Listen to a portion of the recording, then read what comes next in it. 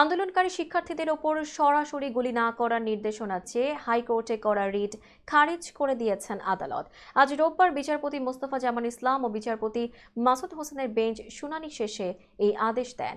এর আগে কার্যতালিকার 10 নম্বরে থাকা এই বিষয়ে শুনানি শুরু হয় বেলা 11টার দিকে। শুরুতেই রাষ্ট্রপক্ষের শুনানি করেন অ্যাটর্নি জেনারেল AM আমিনউদ্দিন। গত বুধবার ও বৃহস্পতিবার এই রিটের শুনানি হওয়ার কথা থাকলেও বিচারপতি মাসুদ হোসেন অসুস্থ হওয়ায় এই রিটের শুনানি হয়নি। এর আগে পরপর দুদিন এর উপর শুনানি হয়।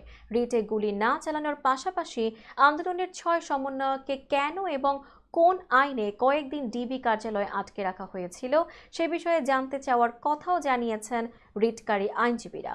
এদিকে আজ একই বেঞ্চে কোটা আন্দোলনের সময় বাসার ছাদে গুলিতে নিহত শিশু রিয়া গোপ সহ 16 শিশুর মৃত্যুর বিষয়ে বিচার বিভাগীয় তদন্ত ও 1 কোটি টাকা করে ক্ষতিপূরণ চেয়ে করা রিটের শুনানির জন্য আবেদন করলেও তা শুনানি না করে অন্য কোর্টে যেতে বলেন আদালত।